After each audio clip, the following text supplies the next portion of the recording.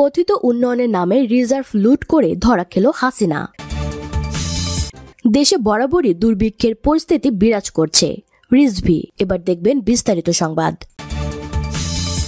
2016 সালের 4 ফেব্রুয়ারি মাস কেন্দ্রীয় ব্যাংকের ভোল্ট থেকে রিজার্ভের 101 মিলিয়ন বা 10 কোটি 10 লাখ মার্কিন ডলার হাতিয়ে নেয় সরকার। দায় চাপানো হয় বিদেশি হ্যাকারদের উপর। সরকারের পক্ষ থেকে বলা হয় বাংলাদেশ ব্যাংকের অদক্ষতা ও অবহেলায় এই ঘটনা ঘটেছে, কিন্তু বাস্তবতা ভিন্ন। অনুসন্ধান বলছেন ব্যাংকের রিজার্ভ চুরির সাথে সরাসরি শেখ হাসিনা ও তার ছেলে সজীব ওয়াজেদ জয় জড়িত। তাদের নির্দেশে সেদিন অপরিচিত কয়েকজন নিরাপত্তা কর্মীদের কাছে নাম এন্ট্রি করা ছাড়াই ব্যাংকের ভেতরে ঢুকতে দিয়েছিলেন তৎকালীন গভর্নর ডক্টর আতিউর রহমান। এরপর থেকে নানা অজুহাতে টাকা হাতিয়ে নিচ্ছে সরকার। কখনো চুরি, কখনো প্রণোদনা কিংবা কথিত উন্নয়নের নামে চলছে হরিলুট। কমছে ব্যাংকের তারল্য। এবার নজর পড়েছে প্রবাসী শ্রমিকদের রেমিটেন্সের উপর। জানা যায় প্রবাসী শ্রমিকদের রেমিটেন্স আশায় কেন্দ্রীয় ব্যাংকের রিজার্ভ অতীতের রেকর্ড ভেঙেছে। হাসিনা এখন ব্যাংকের এই রিজার্ভ সরাতে কথিত উন্নয়নের নামে বাংলাদেশ অবকাঠামো উন্নয়ন তহবিল গঠন করেছে, আর সেই তহবিলের জন্য টাকা নিচ্ছে কেন্দ্রীয় ব্যাংকের রিজার্ভ থেকে। ইতিমধ্যে পায়রা বন্দরের রাবনাবাদ চ্যানেলের ক্যাপিটাল ও মেইনটেনেন্স ড্রেজিং প্রকল্পের জন্য বাংলাদেশ ব্যাংকের রিজার্ভ থেকে বাংলাদেশ অবকাঠামো উন্নয়ন তহবিলের মাধ্যমে 5,417 কোটি টাকার ঋণ দেওয়া হচ্ছে পায়রা বন্দরকে।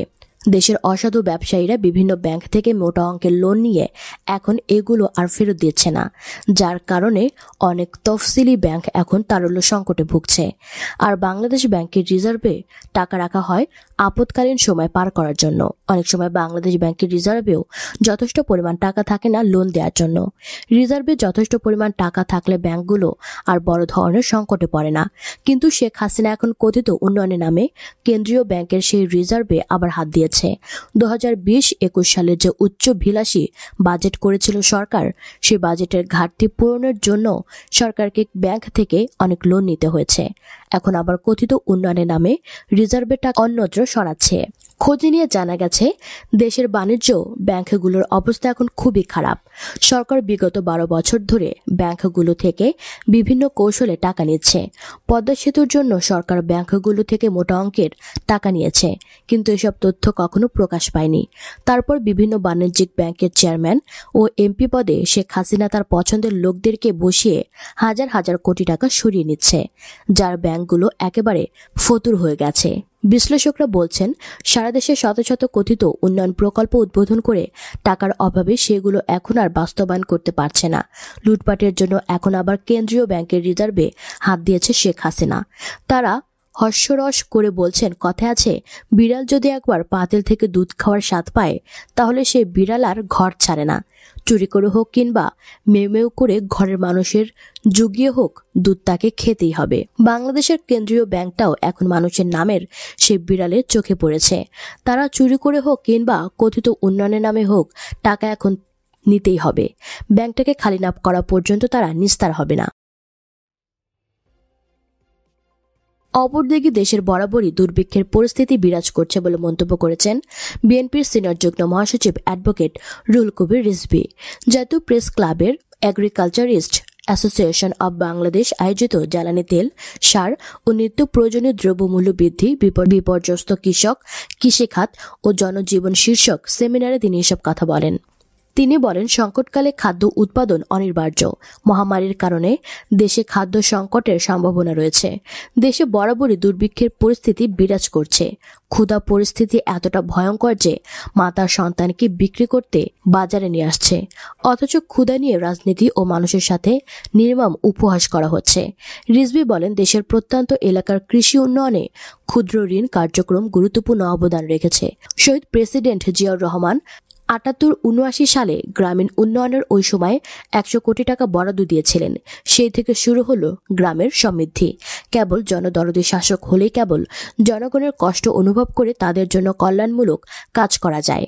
বিএনপির সমাবেশ প্রতিহত করতে সরকার নতুন কৌশল নিয়েছে উল্লেখ করে তিনি বলেন, জ্বালানি ও দ্রব্যমূল্য বৃদ্ধি এবং নূরে আলম আব্দুর রহিম ও শাওন হত্যার প্রতিবাদে সারা দেশে বিএনপির প্রতিবাদ সমাবেশে হাজার হাজার মানুষ উপস্থিত হয়ে প্রতিবাদ জানাচ্ছে। আর এটি প্রতিহত করতে আওয়ামী লীগের নেতাকর্মী ও পুলিশের সমন্বয়ে নতুন কৌশল গ্রহণ করেছে। রিজভীর অভিযোগ, প্রথমে বিএনপি নেতাকর্মীদের ওপর আওয়ামী লীগের লোকজন হামলা করে আর পুলিশ দাঁড়িয়ে দেখে, আর যদি তারা না পারে তখন পুলিশ তাদের পক্ষ থেকে বিএনপি নেতাকর্মীদের ওপর হামলা করে, গুলি করে।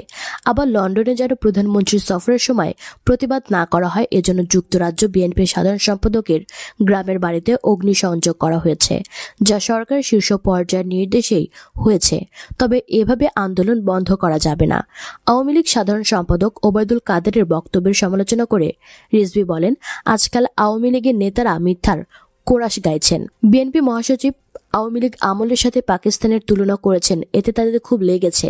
পাকিস্তানের সাথে তুলনা করলে তারা ক্ষেপে যান। আসলে নিজেদের ব্যর্থতা ঢাকার জন্য তারা এসব করছেন। তিনি বলেন, এই সরকার আজীবন ক্ষমতায় থাকতে চায় বলেই নিজেদের লোককে দিয়ে তত্ত্বাবধায়ক সরকারের বিধান বাতিল করেছে, অথচ সেই আইনে বলা ছিল আরো 2 বার তত্ত্বাবধায়ক সরকারের অধীনে নির্বাচন হতে পারে, কিন্তু সেটাও তারা বাতিল করেছে। তাদের যেটাতে সুবিধা হয়েছে সেটা নিয়েছে, কারণ প্রধানমন্ত্রীর কথার সাথে কাজের মিল নেই। তারা তত্ত্বাবধায়ক সরকারের দাবিতে সারা দেশে জ্বালাও পোড়াও করলো, আবার তারাই বাতিল করলো। 1996 সালে ক্ষমতায় থাকাকালে শেখ হাসিনা বলেছিলেন বিরোধী দলে গেলে হরতাল দিবে না, আবার সেটি করেছেন। রুহুল কবির রিজভী বলেন, আজকে দেশে দুর্ভিক্ষের অবস্থা বিরাজ করছে। জ্বালানি তেলের দাম বৃদ্ধির কারণে দুর্বিষহ অবস্থা বিরাজ করছে। সারের সংকট চলছে।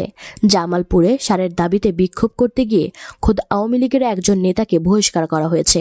তিনি আরও বলেন, কুইক রেন্টালের নামে সামিট গ্রুপের কাছ থেকে 12,000 কোটি টাকা, এই টাকা জনগণের কাছ থেকে নিতে বাড়ানো হয়েছে জ্বালানি তেলের দাম। তবে এসবের নামে কোথায় কত টাকা পাচার হয়েছে সেগুলো এখন বেরিয়ে আসছে, এগুলো লুকোনো যাবে না।